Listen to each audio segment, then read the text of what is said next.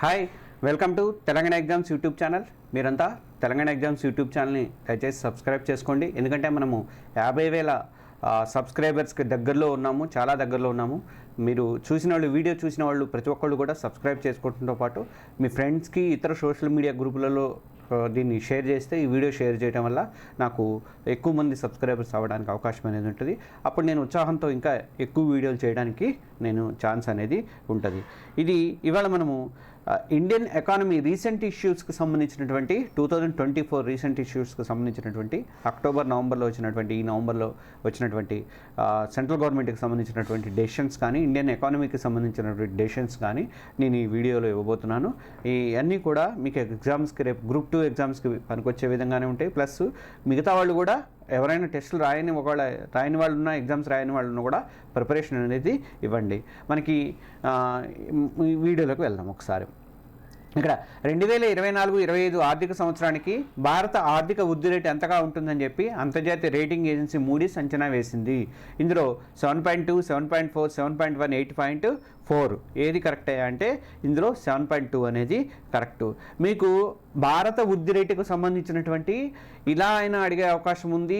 లేకపోతే ఒక 4-5 sentences Moody's ఇట్లా అంది, S&P ఇట్లా అంది, ఇంకోళ్ళు ఇట్లా అన్నారు, అట్లా 4-5 ఇచ్చేసేసి ఆటలలో ఏది కరెక్ట్ అని అడిగే అవకాశాలైనా ఉన్నాయి. లేదంటే జతపరిచే అవకాశాలు ఉన్నాయి. ఇటువైపు మూడీస్ అని ఇచ్చి, ఇటువైపు ఫిచ్ ర్యాంక్ అని ఇచ్చి, ఇటువైపు ర్యాంకులు ఇచ్చి అలా జతపరిచే అవకాశాలైనా ఉన్నాయి. కంపల్సరీగా ఈ క్వశ్చన్ వచ్చే అవకాశం అయితే ఉంది. కాబట్టి నేనేం చేశానంటే ఇవాళ దీంట్లోనే ఫస్ట్ క్వశ్చన్లోనే ఒక 4-5 కవర్ చేశాను మీకోసం అని చెప్పేసి.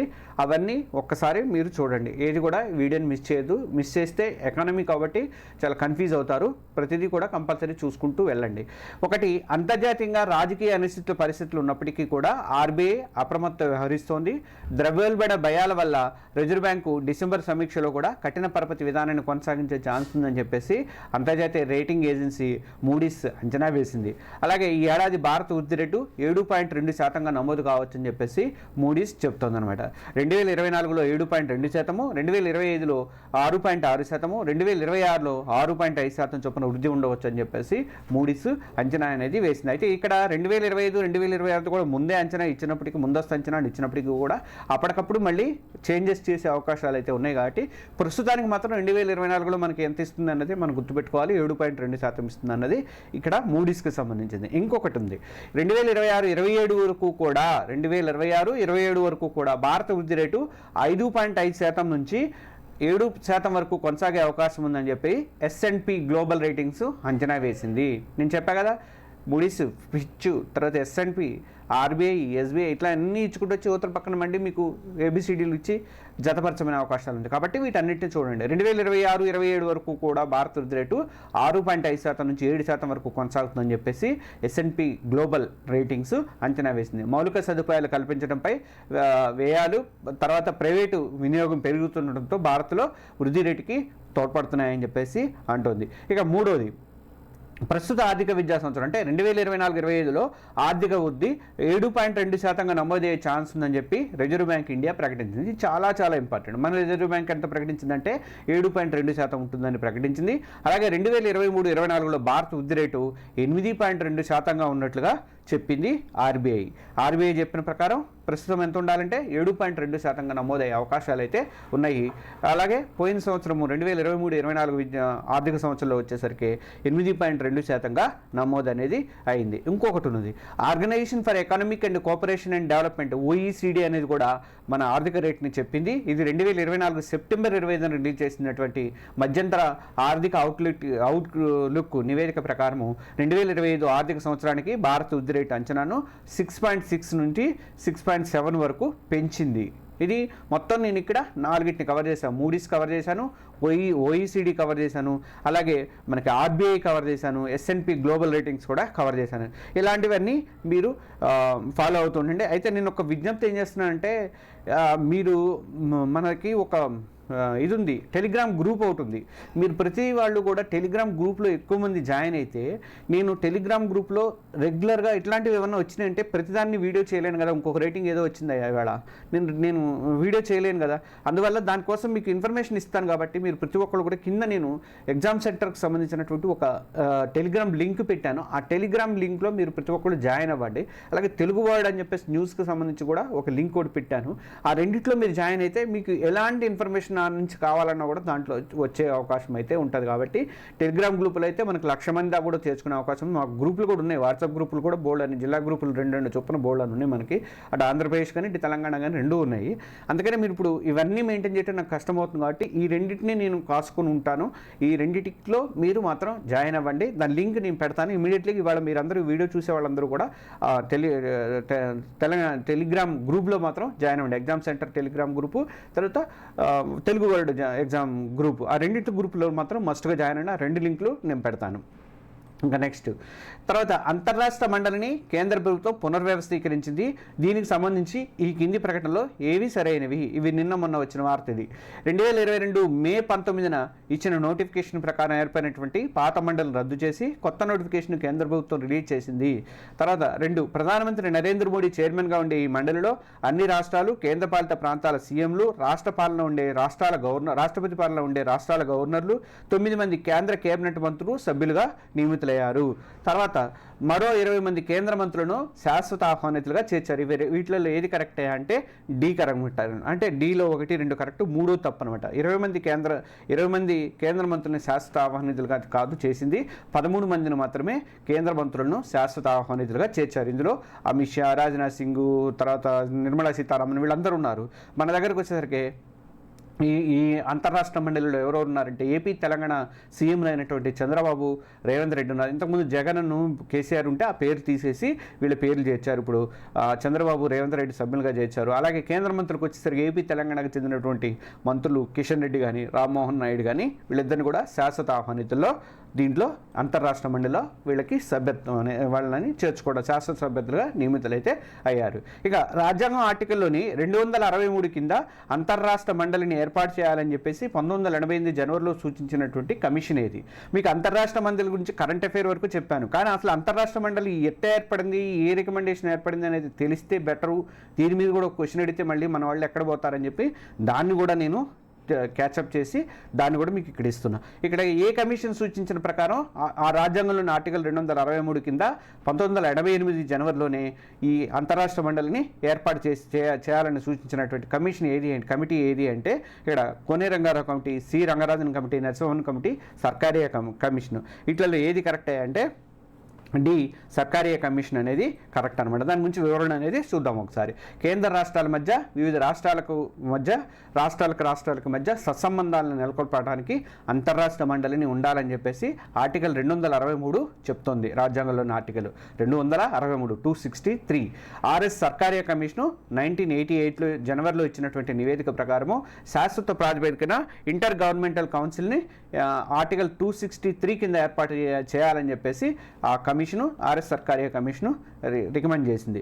దీని ఆధారంగా 1990 మే 28న విపి సింగ్ నేషనల్ ఫ్రంట్ ప్రభుత్వము రాష్ట్రపతి ఉత్తర్వు ద్వారా అంతర్రాష్ట్ర మండలిని ఏర్పాటు చేసింది. విపి సింగ్ ప్రభుత్వం నేషనల్ ఫ్రంట్ ప్రభుత్వం ఎప్పుడు ఏర్పాటు చేసింది అంటే 1990 మే 28నే ఈ అంతర్రాష్ట్ర మండలిని ఏర్పాటు చేసింది. ఇది శాశ్వత రాజ్యాంగబద్ధ సంస్థ కాదు. అంతర్రాష్ట్ర మండలిలో మొదటిసారిగా 1990 డిసెంబర్ 27న సభ్యుల నియామకం అనేది జరిగింది. ఇది 1990 మే 28నే దీన్ని అంతర్రాష్ట్ర మండలిని ఏర్పాటు చేసినటువంటి విపి సింగ్ ప్రభుత్వము. కానీ డిసెంబర్ 27 వరకు కూడా సభ్యుల నియామకం అనేది జరగలేదు. మొట్టమొదటి సభ్యుల నియామకం 1990 డిసెంబర్ 27న అంతర్రాష్ట్ర మండలిలో చేసింది. ఇప్పుడు రీసెంట్గా మొన్న చేశారు మోడీ గవర్నమెంట్. మళ్ళీ 22లో ఉన్నటువంటి దాన్ని రద్దు చేసి మళ్ళీ కొత్తది ఉత్తర్వులు ఇచ్చి కొత్త దాని ప్రకారం ఇప్పుడు కొత్త సభ్యులను కూడా చేర్చుకున్నారు అన్నమాట. ఇది మొత్తం అంతర్రాష్ట్ర మండలికి సంబంధించింది. ఇంకా నెక్స్ట్ క్వశ్చన్. దేశంలో 70 ఏళ్ల పైబడిన వృద్ధులకు 5 లక్షల ఉచిత ఆరోగ్య బీమా అందించే పథకాన్ని ప్రధాని నరేంద్ర మోడీ ఎప్పుడు ప్రారంభించారు? ఈ పథకాన్ని ఎప్పుడు ప్రారంభించారా అంటే సి 29 అక్టోబర్ 2024 నాడు ప్రారంభించారు. దేశంలో 70 ఏళ్లు పైబడిన వృద్ధులందరికీ కూడా 5 లక్షల ఉచిత ఆరోగ్య బీమా అందించే పథకాన్ని మా ప్రధానమంత్రి నరేంద్ర మోడీ ఆయుష్మాన్ భారత్లో భాగంగా 29 అక్టోబర్ 2024 నాడు ప్రారంభించారు. ఇది దీంట్లో ఇంతకుముందు ఏంటంటే ఓన్లీ పేదలకు ఉండేది. ఇప్పుడు పేదలతో సంబంధం లేకుండా 70 ఏళ్ళు దాటిన వాళ్ళందరికీ కూడా 5 లక్షల ఉచిత బీమా అనేది లభిస్తుంది అనమాట. 9వ ఆయుర్వేద దినోత్సవం ధన్వంతరి జయంతి సందర్భంగా అక్టోబర్ 29 నాడు ప్రధాని ఆయుష్మాన్ భారత్ పథకాన్ని విస్తరించారు. ఆరోగ్య కుటుంబ సంక్షేమ మంత్రిత్వ శాఖ పరిధిలో దేశంలోని వైద్య ఆరోగ్య రంగాలకు సంబంధించినటువంటి 12,850 కోట్ల విలువైనటువంటి ప్రాజెక్టును కూడా మోడీ అదే రోజు ప్రారంభించారన్నమాట. రాష్ట్రాల్లో మెడికల్ కాలేజీలు, హాస్పిటల్స్, నర్సింగ్ కాలేజీలు ఇవన్నీ కూడా వీడియో కాన్ఫరెన్స్ ద్వారా ప్రారంభోత్సవాలు, శంకుస్థాపనలు అనేవి మోడీ చేశారు. అలాగే 11 హాస్పిటల్స్లో డ్రోన్ సేవలను కూడా ప్రారంభించారు. వీటిలో తెలుగు రాష్ట్రాలలో బీబీ నగర్, మంగళగిరి ఎయిమ్స్ కూడా ఉన్నాయన్నమాట. ఇవన్నీ కూడా ఎప్పుడు జరిగినాయి? అక్టోబర్ 29 నాడు జరిగినాయి. అదే రోజు 70 ఏళ్ళు పైబడిన వాళ్ళందరికీ కూడా 5 లక్షల ఉచిత ఆరోగ్య బీమాని అందించే పథకాన్ని ఆయుష్మాన్ భారత్ కింద ప్రధానమంత్రి ప్రారంభించారు. నెక్స్ట్ క్వశ్చన్, ఈ ప్రకటనలో ఏవి సరైనవి? బ్రాండ్ ఫైనాన్స్ రూపొందించిన గ్లోబల్ ఫుడ్ అండ్ డ్రింక్స్ రిపోర్ట్లో 2024లో ప్రపంచంలోని అత్యంత బలమైన ఫుడ్ బ్రాండ్గా అగ్రస్థానంలో నిలిచిన సంస్థ హెరిటేజ్ ఫుడ్స్. ఇంకా 2, అమెరికాకు చెందిన global finance magazine RBI governor Shaktikanta దాస్ని 2024కి ప్రపంచంలోని అత్యుత్తమ సెంట్రల్ బ్యాంకర్గా ప్రకటించింది. ఈ అవార్డు వరుసగా 3వసారి ఆయనకి వచ్చింది. 3వది, దృష్టిలోపం ఉన్న వినియోగదారుల కోసం ఈ మధ్య ప్రత్యేక బ్రెయిలీ డెబిట్ కార్డును ప్రారంభించిన బ్యాంకు ఎస్బీఐ. ఈ మూడిట్లో కూడా ఏది కరెక్ట్? రీసెంట్ ఇష్యూస్ ఇస్తున్నాను నేను అన్నీ కూడా. ఏది కరెక్ట్ అని అంటే ఇందులో ఇక్కడ నన్ను 1 2 3 1 2 2 3 అని ఇచ్చామన్నమాట. ఇందులో నన్ ఏది కూడా అన్నీ తప్పులే అనమాట. ఏది కూడా కరెక్ట్ కాదు.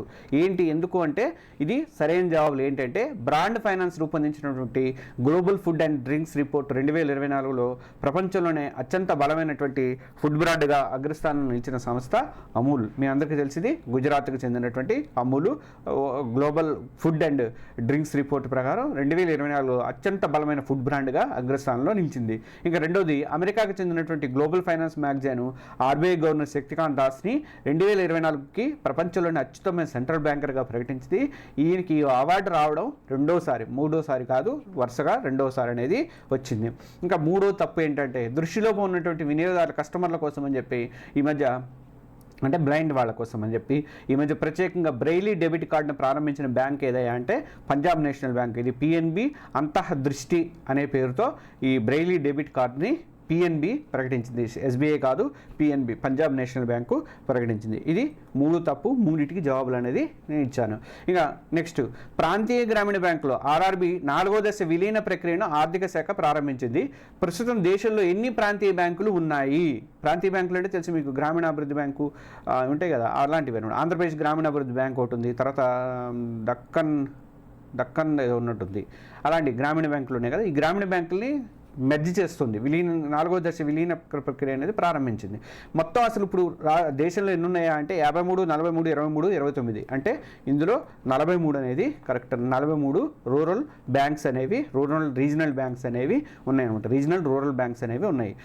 ప్రాంతీయ గ్రామీణ బ్యాంకుల ఆర్ఆర్బీలు 4వ దశ విలీన ప్రక్రియను ఆర్థిక శాఖ ప్రారంభించింది. ప్రస్తుతం దేశంలో 43 ప్రాంతీయ గ్రామీణ బ్యాంకులు అనేవి ఉన్నాయి. వివిధ రాష్ట్రాల్లో ఉన్నటువంటి 15 ఆర్ఆర్బీలు విలీనం అవుతున్నాయి అన్నమాట. దాంతో మొత్తం బ్యాంకుల సంఖ్య 28కి చేరుతుంది. మొత్తం 43లో 15 విలీనం అవడం వల్ల 28కి మిగిలిపోతాయి అనమాట. ఇందులో ఆంధ్రప్రదేశ్లో 4, ఉత్తరప్రదేశ్లో, అంటే రాష్ట్రానికి ఒకటి ఉండేట్టుగా ప్లానింగ్ అనేది చేస్తున్నారు. ఇప్పుడు 29 రాష్ట్రాలు కాబట్టి 28 రాష్ట్రాల్లో కూడా ఈ బ్యాంకులు ఒకే బ్యాంక్ కిందకి చేరిపోతాయి అనమాట. ఇందులో ఆంధ్రప్రదేశ్లో 4, తర్వాత ఉత్తరప్రదేశ్, పశ్చిమ బెంగాల్లో 3 చొప్పున ఉన్నాయి. ఇక బీహార్, గుజరాత్, జమ్మూ కాశ్మీర్, కర్ణాటక, మధ్యప్రదేశ్, మహారాష్ట్ర, ఒడిశా, రాజస్థాన్లో 2 చొప్పున ఉన్నటువంటి ఈ బ్యాంకులన్నీ కూడా విలీనము అవుతాయన్నమాట. ఆర్ఆర్బీలన్నీ విలీనమయ్యి 28కి చేరుతాయన్నమాట. అసలు మొత్తం 43 ఉన్నాయి, అందులో 15 విలీనమయ్యి మొత్తం 28కి చేరుతాయి అన్నమాట ప్రాంతీయ గ్రామీణ బ్యాంకులు. ఇంకా నెక్స్ట్ క్వశ్చన్, ఈ ప్రకటనలో ఏవి సరైనవి?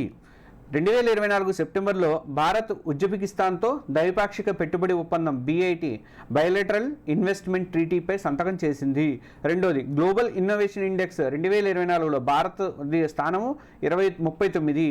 ఇక మూడవది NASSCOM national association of software service companies అనేది దీనికి సంబంధించినటువంటి కొత్త చైర్పర్సన్గా నియమితులైన వారు సింధు గంగరాథన్.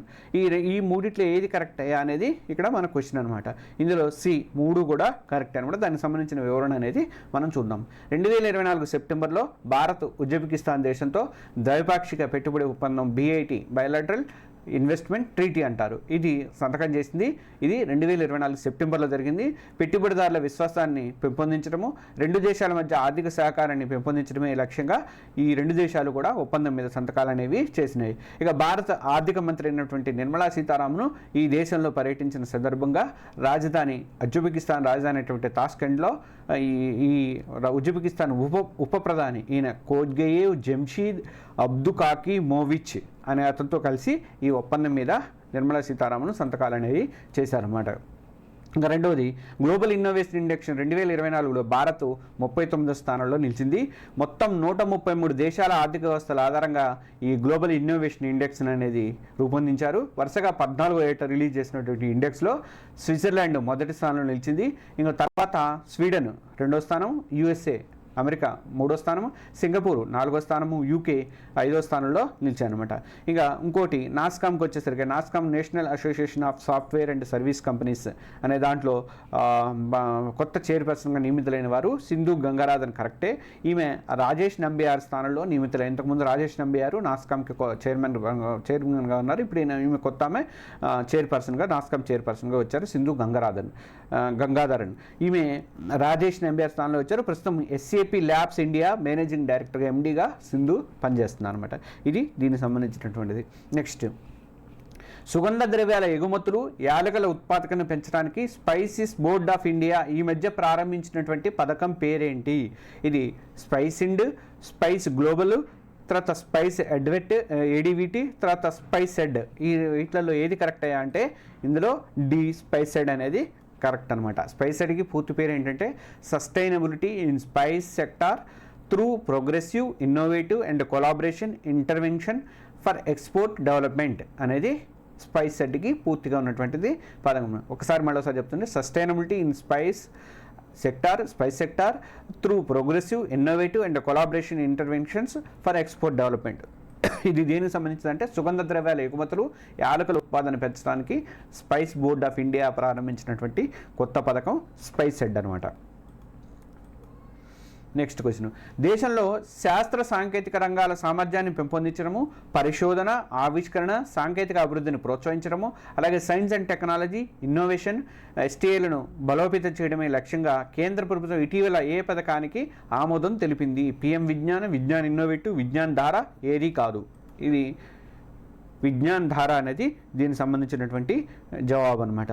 దేశంలో శాస్త్ర సాంకేతిక రంగాల సామర్థ్యాన్ని పెంపొందించడము, పరిశోధన, ఆవిష్కరణలు. నిజంగా వాస్తవానికి ఏంటంటే మనకి ఇదివరకు ఉండేది కానీ ఈ R&D అంటారు, రీసెర్చ్ అండ్ డెవలప్మెంట్, అది తగ్గిపోయింది బాగా మనకి. దాన్ని డెవలప్ చేయకపోతే రేపు పొద్దున కష్టమవుతుంది అని చెప్పేసి దానికి ప్రయారిటీ అనేది గవర్నమెంట్ ఇచ్చుకుంటూ వచ్చింది. సైన్స్ అండ్ టెక్నాలజీ, ఇన్నోవేషన్లు రంగాలను బలోపేతం చేయడమే లక్ష్యంగా కేంద్ర ప్రభుత్వం ఇటీవల విజ్ఞాన ధార అనే పథకాన్ని ఆమోదం తెలిపింది. దీనికి 10,579.84 కోట్ల రూపాయలని కేటాయించారు. 15వ ఆర్థిక సంఘం నిధులతో ఈ పథకాన్ని అమలు చేస్తారు. దీని పేరు విజ్ఞాన ధార అనమాట, పరిశోధనలకు సంబంధించింది. ఇక నెక్స్ట్ క్వశ్చన్. ఈ ప్రకటనలో ఏవి సరైనవి? ప్రపంచ పర్యాటక దినోత్సవం సందర్భంగా కేంద్ర పర్యాటక మంత్రిత్వ శాఖ దేశంలోని పర్యాటక అనుభవాలను మెరుగుపరిచే ఉద్దేశంతో ప్రారంభించిన కొత్త పథకం పర్వతన్ దీది. రెండోది ఆరోగ్య కుటుంబ సంక్షేమ మంత్రిత్వ శాఖ ఏషియన్ డెవలప్మెంట్ బ్యాంక్తో కలిసి climate and health solutions of India కాంక్లేవ్ను ప్రారంభించింది. తర్వాత మూడోది వచ్చేసరికి వాణిజ్య పారిశ్రామిక సంస్థాగత కస్టమర్లకు సోలార్ ఫైనాన్సింగ్ అందించడానికి సోలెక్స్ ఎనర్జీ సంస్థ HDFCతో భాగస్వామ్యం కుదుర్చుకుంది. ఇందులో ఏది కరెక్ట్ అంటే ఫస్ట్ రెండు కరెక్టు, మూడోది తప్పు. అంటే హెచ్డిఎఫ్సి కాదనమాట, ఇది వేరే బ్యాంక్ ఏంటనేది చూద్దాం. ప్రపంచ పర్యాటక దినోత్సవం సందర్భంగా కేంద్ర పర్యాటక మంత్రిత్వ శాఖ దేశంలో పర్యాటక అనుభవాలను మెరుగుపరిచేందుకు పర్వతన్ మిత్ర, పర్వతన్ దీది అనే 2 కొత్త పథకాలని ప్రారంభించింది. స్థానికంగా ఉన్నటువంటి అంబాసిడర్ల ద్వారా ఈ పర్యాటక అనుభవాలను పెంచే లక్ష్యంతో ఈ పథకాలను మినిస్ట్రీ ఆఫ్ టూరిజం శాఖ అమలు చేస్తుంది అనమాట. ఇక రెండవది వచ్చేసరికి మనకి వాణిజ్య పారిశ్రామిక సంస్థాగత కస్టమర్లకు సోలార్ ఫైనాన్సింగ్ అందించడానికి సోలెక్స్ ఎనర్జీ అనే సంస్థతో ఎస్బీఐ భాగస్వామ్యం అనేది కుదుర్చుకుంది. అది హెచ్డిఎఫ్సి కాదు, ఇది అనేది కరెక్ట్ అనమాట, ఎస్బీఐ అనేది కరెక్ట్ అనమాట. ఇక ఇది వాటి వీడియో సంబంధించింది. మనం రీసెంట్ ఇండియన్ ఎకానమీకి సంబంధించిన రీసెంట్ ఇష్యూస్ తీసుకున్నాము. ఇందులో ఈ భారత్ వృద్ధి రేటుకు సంబంధించింది చాలా ఇంపార్టెంట్. 2 పథకాలు కూడా వచ్చినాయి మనకి. కానీ అందువల్ల ఇవన్నీ కూడా చాలా ఇంపార్టెంట్. ఎగ్జామ్స్లో వచ్చే అవకాశాలు ఎక్కువ ఉన్నాయి, ముఖ్యంగా గ్రూప్ 2లో వచ్చే అవకాశాలు ఎక్కువగా ఉంటాయి. ఇక మనము ఆల్రెడీ గ్రూప్ 2 ఎక్సలెన్స్ కోర్స్ నిర్వహిస్తున్నాము. మీరు చాలామంది ఇంకా జాయిన్ కావాలి. జాయిన్ అయితే మంచిది. మీకు కేవలం 250 రూపాయలతో 6 మంత్స్కి ఈ కోర్స్ అనేది నడుస్తుంది. నవంబర్ 20th నుంచి ఇప్పుడు ఆల్రెడీ రేపు గ్రూప్ 3 రాస్తున్నారు కాబట్టి రేపు రెంట్లలో వాళ్ళకి నిన్నటి వరకు వాళ్ళతో ఎగ్జామ్స్ షెడ్యూల్స్ మొత్తం అన్నీ వాళ్ళని హడావిడి చేసి పడేసాం. మారథాన్ టెస్టులు పెట్టాము, డైలీ టెస్టులు పెట్టాము, మరి మాక్ టెస్టులు ఉన్నాయి, ఆల్రెడీ గ్రాండ్ టెస్టులు పెట్టాము, అన్నీ హడావిడి చేసేసాము. ఇప్పుడు నెక్స్ట్ మనకి గ్రూప్ 2కి స్టార్ట్ చేయాలి కాబట్టి మనకి నెక్స్ట్ మంత్లో ఉన్నాయి కాబట్టి ఆ నెక్స్ట్ మంత్ కోసం జరిగేటువంటి గ్రూప్ 2 వాళ్ళ కోసం 4th పేపర్లకి సంబంధించి గ్రాండ్ టెస్టులు కానీ, ఇంకా డైలీ టెస్టులు కానీ, తర్వాత మారథాన్ టెస్టులు కానీ, ఇవన్నీ కూడా మనము నవంబర్ 20 నుంచి మళ్ళీ కొత్త యుద్ధం అనేది స్టార్ట్ చేయబోతున్నాము. ఈ యుద్ధంలో మీరు కూడా భాగస్వామి కావాలి అనుకుంటే, డెఫినెట్గా మీరు ఉద్యోగం పొందాలి అనుకుంటే మాతో చేతులు కలపండి. 250 రూపాయలతో మీరు ఆ కోర్సులో జాయిన్ అవ్వచ్చు. తెలంగాణ ఎగ్జామ్స్ ప్లస్ అనే యాప్లో ఈ కోర్స్ అనేది ఉంటుంది. నేను కింద వీడియో డిస్క్రిప్షన్లో ఆ లింక్ పెడతాను, కంపల్సరీగా జాయిన్ అవ్వండి. ఇంకా కొంతమంది జనరల్ స్టడీస్ కోసం వేరే టెస్ట్ ఇదివరకు కూడా పెట్టాం మనం. ఇట్లా జనరల్ స్టడీస్ వరకు టెస్ట్ సిరీస్ కావాలని అడుగుతున్నారు. ఇది డిఎస్సి కానీ, డిఎస్సి వాళ్ళకి మనకు వస్తుంది, టీచర్ జాబ్లో వాళ్ళకి రేపు జనవరి ఫిబ్రవరిలో పడే అవకాశం ఉంది కాబట్టి. అలాగే సిడిపిఓకి ప్రిపేర్ అవుతున్న వాళ్ళు కానీ, అగ్రికల్చరల్ జాబ్స్కి ప్రిపేర్ అయ్యేవాళ్ళు కానీ, ఇంజనీరింగ్ పోస్టులకు ప్రిపేర్ అయ్యేవాళ్ళు కానీ బోత్ ఉంటాయి కాబట్టి, ఇంగ్లీష్ అండ్ తెలుగు మీడియంలో ఉంటాయి కాబట్టి ప్రాబ్లం కూడా ఉండదు. ఈ 11 ఇష్యూస్ ఉన్నాయి కదా జనరల్ స్టడీస్లో, మనకు 11 ఇష్యూస్ ఉంటాయి కదా. ఆ 11 ఇష్యూస్కి సంబంధించినటువంటి సోషల్ ఇష్యూస్కి సంబంధించినటువంటి, ఇంకా సిడిపిఓ సోషల్ ఇష్యూస్, సిడిపిఓ వాళ్ళకి సోషియాలజీలో ఉన్నటువంటి సోషల్ ఇష్యూస్ కానీ, ఇంకా వేరే కానీ పనికొస్తాయి అనమాట. ఇవన్నిటికి కలిపి నేను ఒక టెస్ట్ సిరీస్ అనేది 12 టాపిక్స్తో, నేను 11 టాపిక్స్తో దాంట్లోనే కలిసి ఉంటుంది. ఇవన్నీ కలిపి నేను ఒక టెస్ట్ సిరీస్ని రేపు స్టార్ట్ చేస్తున్నాను. దాంట్లో ఎవరైనా ఇంట్రెస్ట్ ఉంటే ఆ test series only general studies కావాలనుకున్న జాయిన్ అవ్వండి. దాని పేమెంట్ అది నేను చెప్తాను. అది కూడా 6 మంత్స్కి పెడతాను. 6 మంత్స్లో వరకు జాయిన్ అవ్వచ్చు అనమాట. ఇది మాత్రం ఎట్టి పరిస్థితుల్లో మిస్ చేయకండి. వీడియో చూసిన ప్రతి ఒక్కరు కూడా జాయిన్ అవ్వండి, మీకు చాలా ఉపయోగం ఉంటుంది. మనకి నవంబర్ 20th నుంచి మళ్ళీ కొత్త షెడ్యూల్ స్టార్ట్ అవుతుంది. కొత్త టెస్టులు వస్తాయి, పాత టెస్టులు రీ చేస్తాము. మొన్నదాకా పెట్టినటువంటి డైలీ టెస్టులు అన్నింటినీ కూడా తీసుకెళ్ళి మళ్ళీ మాక్ టెస్ట్లో కలుపుతాము, కొత్త టెస్టులు స్టార్ట్ చేస్తాం. కాబట్టి ఇప్పుడు జాయిన్ అయితే మీకు బెనిఫిట్ అనేది ఉంటుంది. గ్రూప్ 2 కొట్టాలని పకడ్బందీ ఇదితో ఉన్న వాళ్ళందరూ కూడా దీంట్లో జాయిన్ అవ్వండి. నేను ఇంకా కొన్ని వీడియోలని సపరేట్ ప్రైవేట్ వీడియోలు చేసి వాటిలో నేను పెట్టడానికి ట్రై అయితే చేస్తాను. ఎందుకంటే అది కొన్ని ఇంకా చెప్పాల్సినవి ఉన్నాయి. ఇంకా ఎట్లా ప్రిపేర్ అవుతాయి, పాత క్వశ్చన్ బుక్స్ ఉంటాయి కదా, పాత క్వశ్చన్ పేపర్లు, పాత ప్రీవియస్ క్వశ్చన్ పేపర్లు అన్నిటిని చూసి దాని ప్రకారం ఎవరికి ఎంత కావాలనేది చూసి, అదే అంటే ఏ దేంట్లోంచి ఎక్కువ వస్తున్నాయి, ఏ సబ్జెక్ట్లోంచి ఎక్కువ వస్తున్నాయని చూసి నేను పెడతాను. కాబట్టి అది మీకు చాలా ఉపయోగం ఉంటుంది. ఆ వీడియోలన్నీ కూడా నేను ప్రిపేర్ చేస్తున్నాను. అవి నెక్స్ట్ 20 తర్వాత నుంచి ఒక్కొక్కటి అప్లోడ్ అవుతుంటాయి. ఓన్లీ ఆ టెస్ట్ సిరీస్లోనే అప్లోడ్ అవుతాయి. కాబట్టి మీరు ఆ టెస్ట్ సిరీస్ మాత్రమే జాయిన్ అవ్వండి, గ్రూప్ 2 దాంట్లోనే జాయిన్ అవ్వండి. ఇంకా మీకు ఎవరికైనా సరే బుక్స్ కానీ ఏమైనా పర్చేజ్ చేయదలుచుకుంటే మనకి ఇక్కడ లెఫ్ట్ సైడ్లో మీకు వ్యూ ప్రొడక్ట్స్ అని ఒకటి కనిపిస్తుంది, లేదా కింద కూడా కనిపిస్తుంది. దానికి సంబంధించి కొన్ని బుక్స్ పెడుతుంటాం మేము. ఆ బుక్స్లో ఎవరైనా మీకు ఇంట్రెస్ట్ ఉండి సబ్జెక్టు బాగుంది అనుకుంటే ఆ బుక్స్ కొనుక్కుంటే మాకు ఏదో చిన్న కమిషన్ అనేది వస్తుంది. ఎవరైనా చేయదలుచుకుంటే ఆ పర్చేజ్ అనేది చేయండి. ఇంకా all the best to all group 3 aspirants. రేపు ఎల్లుండే గ్రూప్ 3 ఎగ్జామ్ రాస్తున్నటువంటి మీ అందరికీ కూడా నేను ఆల్ ద బెస్ట్ చెప్తున్నాను. అలాగే మన టెస్ట్ సిరీస్లో మాక్ టెస్టులు, డైలీ టెస్టులు, గ్రాండ్ టెస్టులు, మారథాన్ టెస్టులు ప్రాక్టీస్ చేశారు మీరంతా కూడా. గ్రూప్ 3లో చాలా వరకు ఇవి ఉపయోగపడతాయని అనుకుంటున్నాను. గ్రూప్ 2లో కూడా, గ్రూప్ 1 ప్రిలిమ్స్లో కూడా చాలామంది పాస్ అయిన వాళ్ళు నాకు మెసేజ్లు పెట్టారు. అలాగే ఈ గ్రూప్ 3 రాసి వచ్చిన వాళ్ళు, ఏ ఎగ్జామ్ రాసి వచ్చిన వాళ్ళు అయినా సరే దయచేసి నాకు ఒక్క మెసేజ్ పెట్టండి, ఎలా ఉన్నాయి, ఎలా కలిసినాయి అనేది. 7036813 703 7036813 703. మీరు బిజీగా ఉన్నా సరే ఒక్క మెసేజ్ నాకు పెట్టండి, బాగుంది సార్ ఇట్లా ఇట్లా కలిసినాయి, ఇంతవరకు కలిసినాయి, ఇంతవరకు కలిసినాయి అని మీరు చెప్తే నేను కొంచెం సాటిస్ఫై అవుతాను. నేను కూడా ఇంకా ఉత్సాహంగా ఎక్కువ టెస్టులకి గ్రూప్ 2 వాళ్ళకి ఇంకా ప్రోత్సహించడానికి అవకాశం అనేది ఉంటుంది. కాబట్టి మీరైతే గ్రూప్ 2 టెస్ట్లో మాత్రం ఎట్టి పరిస్థితుల్లో ఈ వీడియో చూసిన వాళ్ళందరూ కూడా చేరండి, మీకు చాలా బెనిఫిట్ ఉంటుంది. November 20 తర్వాత దాని పరిస్థితి ఎలా ఉంటుందని చెప్తారు. కొన్ని ప్రైవేట్ వీడియోలు కూడా నేను దాంట్లో పోస్ట్ చేస్తాను. ఇది ఇవాళ ఇండియన్ ఎకానమీకి సంబంధించినటువంటి టెస్ట్. ఇది నెక్స్ట్ రేపు సోమవారం నాడు మళ్ళీ ఇంకొక టెస్ట్ ఇస్తాను. రేపు ఆదివారం కూడా ఏదైనా ఒక వీడియో ఇవ్వడానికి అయితే ప్రయత్నం చేస్తాను. Thank you. ఇంకోటి ఏంటంటే ఈ వీడియోలన్నీ కూడా ఇప్పుడు నేను పెడుతున్న టెస్టులు కానీ సంబంధించిన వీడియోలన్నీ కూడా టెస్ట్ సిరీస్ వాళ్ళకి పెడుతున్నవే. గ్రూప్ 2 వాళ్ళకి పెట్టే వాళ్ళకి, గ్రూప్ 3 వాళ్ళకి పెట్టేవే ఇవన్నీ. దాంట్లో నుంచి కొన్ని తీసి మీకు ఇస్తున్నాను.